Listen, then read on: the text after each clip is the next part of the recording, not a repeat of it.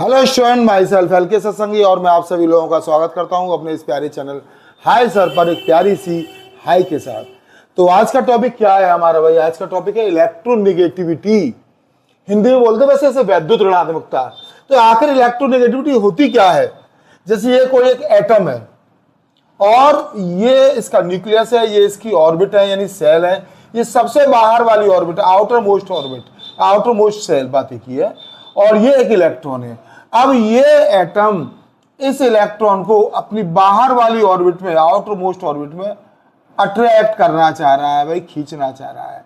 और खींचने के लिए, अट्रैक्ट करने के लिए कुछ पावर का यूज करेगा, कुछ पावर लगाएगा, कुछ शक्ति लगाएगा। उसी पावर को हम बोलते हैं electronegativity.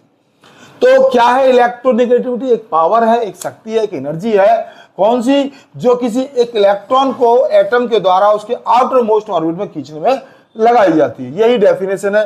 The power of an isolated gaseous atom to attract an electron in its outermost shell is called electronegativity. ठीक है भाई, तो ये इलेक्ट्रोनेगेटिविटी डेफिनेशन होगी, आपको मैंने समझा दिया। अब आपको पता होना चाहिए आखिर ये इलेक्ट्रोनेगेटिविटी किन किन चीजों पर डिपेंड करती है। तो डिपेंडेंस देखते हैं भाई, डिपेंडेंस देखते हैं। पहला न्यूक्लियर चार्ज, दूसरा एटॉमिक साइज, तीसरा इलेक्ट्रॉन शील्डिंग, और फोर्थ है आपका ऑक्सीडेशन स्टेट। न्यूक्लियर चार्ज आप समझते हैं, न्यूक्लियर के ऊपर चार्ज जितना ज्यादा होगा इलेक्ट्रॉन उतनी जल्दी अट्रैक्ट होंगे भाई। तो इसका मतलब हुआ कि इलेक्ट्रोनेगेटिविटी की वैल्यू बढ़ जाएगी अगर न्यूक्लियर चार्ज ज्यादा होगा तो। एटॉमिक साइज, एटॉमिक साइज आकार जितना ज्यादा बड़ा होगा, आकार बड़ा होगा तो क्या होगा, यहां से जो बीच की जो डिस्टेंस है वो ज्यादा बढ़ जाएगी और इलेक्ट्रोनेगेटिविटी की वैल्यू कम हो जाएगी, ताकत कम लगेगी। अब इलेक्ट्रॉन शील्डिंग, ये इलेक्ट्रॉन शील्डिंग इलेक्ट्रॉन का कवच बन जाता है बीच में। तो जितना इलेक्ट्रॉन की शील्डिंग, इलेक्ट्रॉन कवच बीच में बन जाएगा, बस इलेक्ट्रोनेगेटिविटी उतनी ही कम होती जाएगी, पावर कम लगेगी, ताकत कम लगेगी।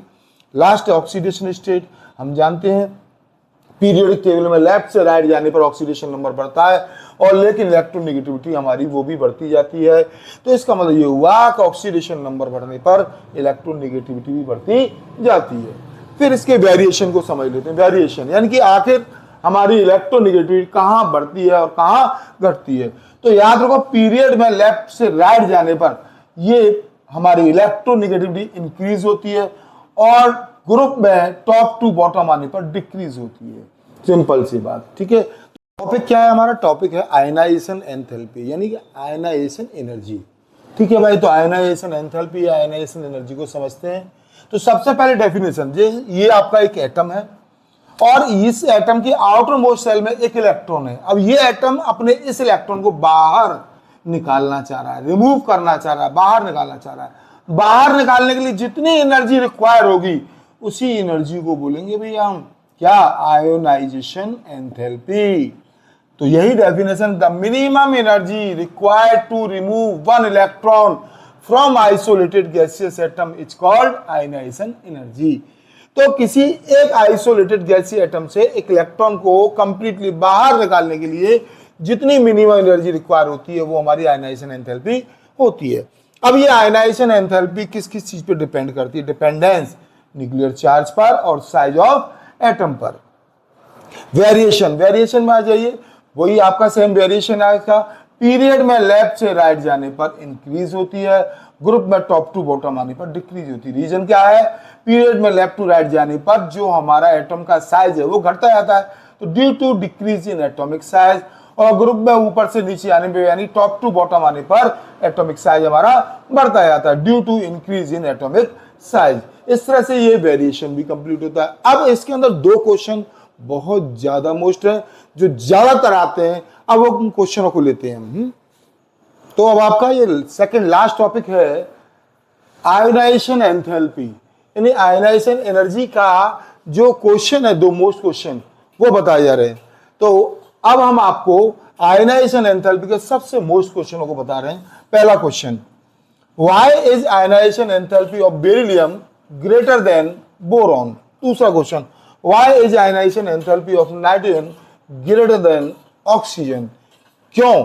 अभी इससे पहले आपको वेरिएशन बताया था कि पीरियड में लेफ्ट टू राइट जाने पर आयनाइजेशन एंथैल्पी क्या होती है भाई, इंक्रीज होती है, बढ़ती है। लेकिन जरा यहां देख लें आप, इंक्रीज तो होती है, इस राउंड पे देखें आप, यहां 899.5 है, 800.6 है, यानी यहां से बेरिलियम से बोरॉन पे आने पर आयनाइजेशन एंथैल्पी इंक्रीज नहीं हो रही, घट रही है। ये यहां डिस्टर्बेंस हो गया, एक डिस्टर्बेंस यहां होता है, देख लीजिए आप 1402.0 और यहाँ 1314.0 कम हो गई, यहाँ भी कम हो गई, यानी कि यहाँ आयनाइजेशन एंथैल्पी बढ़ने के बजाय घट रही है, यहाँ भी बढ़ने के बजाय घट रही है। तो ये दो क्वेश्चन डेवलप हो जाते हैं, ऐसा क्यों होता है। इसीलिए पहला क्वेश्चन है why is ionization enthalpy of beryllium greater than boron, ठीक है। और यहां से दूसरा क्वेश्चन है why ionization enthalpy of nitrogen greater than oxygen. चलो भाई चालू करते हैं, पहले बेरिलियम के लिए लेते हैं। बेरिलियम का एटॉमिक नंबर 4 होता है, 1s2 2s2 हो गया सीधा सीधा। ये मान लिया एटम का न्यूक्लियस है, न्यूक्लियस के बाहर ये 1s2 है, ये 2s2 है। यहाँ बोरॉन का 5 होता है, 1s2 2s2 और 2p बना गया। ये आपका न्यूक्लियस के बाहर 1s2 2s2 2p बना गया। अब आप बताइए आयनाइजेशन एंथैल्पी क्या होती है, एक इलेक्ट्रॉन बाहर वाले इलेक्ट्रॉन को बाहर निकालना। इसका इलेक्ट्रॉन कहाँ है, यहाँ है, यहां से यहां तक डिस्टेंस देखना। इसका लास्ट का इलेक्ट्रॉन कहाँ है, ये रहा, यहां से यहां तक। तो यहां अट्रैक्शन यानी पास में होने का न्यूक्लियस का अट्रैक्शन फोर्स ज्यादा होगा, यहां न्यूक्लियस का अट्रैक्शन फोर्स कम होगा, ये डिस्टेंस ज्यादा है। और जहां जितना ज्यादा अट्रैक्शन फोर्स होगा इलेक्ट्रॉन को निकालना उतना ही ज्यादा कठिन हो जाएगा। इसीलिए ज्यादा हार्ड होने के लिए एनर्जी भी ज्यादा रिक्वायर होगी। इसीलिए बेरिलियम से एक इलेक्ट्रॉन को निकालने के लिए कंपेयर देन बोरॉन एनर्जी ज्यादा रिक्वायर होगी। समझ गए रीजन क्या था, क्योंकि यहाँ लास्ट इलेक्ट्रॉन आपके न्यूक्लियस के ज्यादा नियरेस्ट है और यहाँ लास्ट इलेक्ट्रॉन न्यूक्लियस से थोड़ा इसकी कंपैरिजन में ज्यादा दूर है। अब आ जाओ आप नाइट्रोजन और ऑक्सीजन के लिए आ जाओ भाई। नाइट्रोजन का एटॉमिक नंबर 7 है, 1s2 2s2 2p3 हो गया। ऑक्सीजन का 8 है, 1s2 2s2 2p4 हो गया। p का हमने ऑर्बिटल के अंदर इलेक्ट्रॉनिक कॉन्फ़िगरेशन शो किया है, 3 इलेक्ट्रॉन है, 1 1 1 3 हो गया। 4 है, 1 2 3 एंड 4।